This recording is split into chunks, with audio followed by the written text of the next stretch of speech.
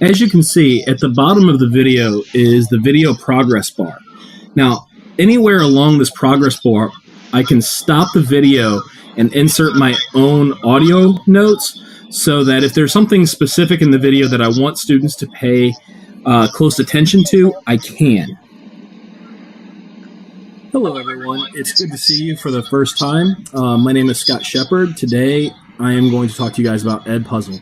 Now, I chose EDpuzzle for the Wiki project, largely because I think it's a really good application for teachers that are moving towards a flipped classroom environment. Now, I'm going to be honest with you. I have a hard time thinking that I'll ever completely abandon the direct instruction model. I like to be the sage on the stage sometimes. I'm guilty. I am a huge history nerd. I love to talk. I love to tell stories. And that's just part of my teaching style. But over the years, I've found that more and more I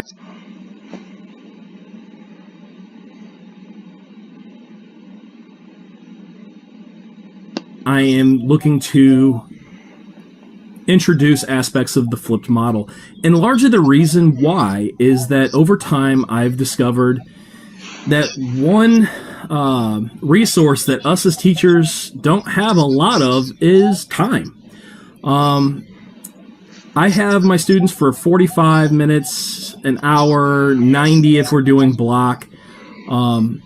And the truth is that after they leave my classroom, what they retain is only a very small fraction of what we talked about, what we discussed in class.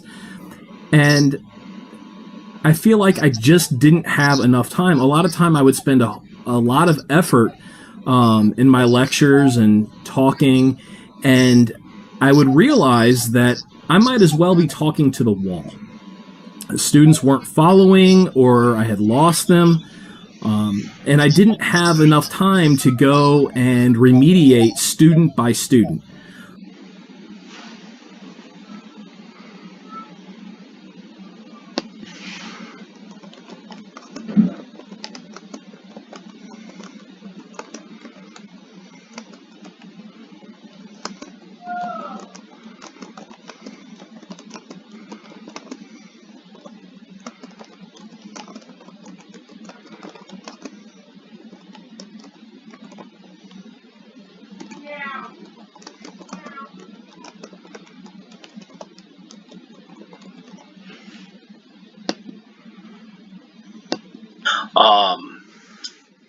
So what I have determined is over time, our method of education is changing. Classroom management programs like Edmodo and Google Classroom are changing the way we deliver instruction. And what I like about EDpuzzle is it lets me at least put videos that are going to supplement what I'm going to discuss in class.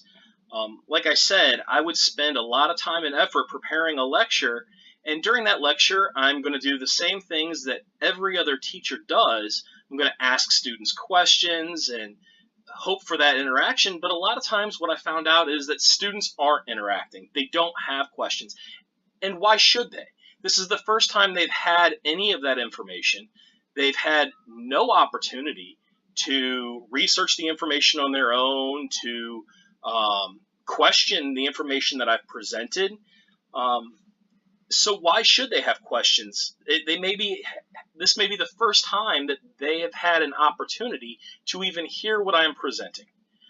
So it really doesn't make any sense for them to have questions. But by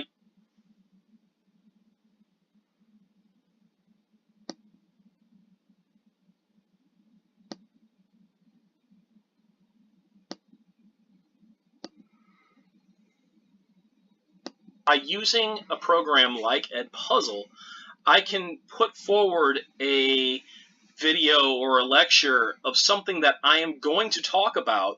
I can embed questions. I can embed my own commentary, assign that so students can have watched it. They can have answered the questions.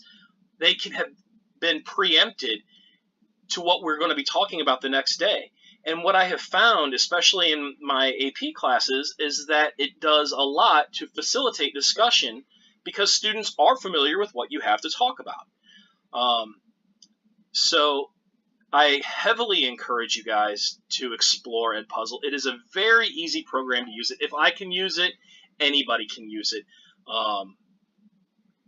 So please log on to it, create your teacher account, play with it. It offers a ton of resources. It allows you to use videos from YouTube, from Khan Academy, from TED. You can upload your own videos to YouTube, which is what I'm about to do.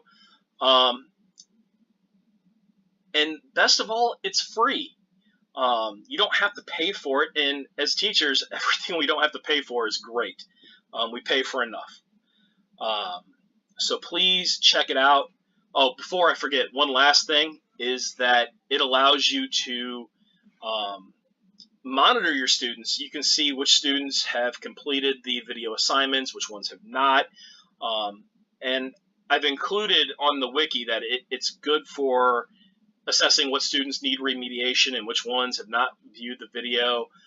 Perhaps students that are not viewing the video don't have access to the internet at home, and that's something, especially if you're planning on using a flipped model, that you really need to be aware of. If you're using a flipped model classroom and your students can't access it,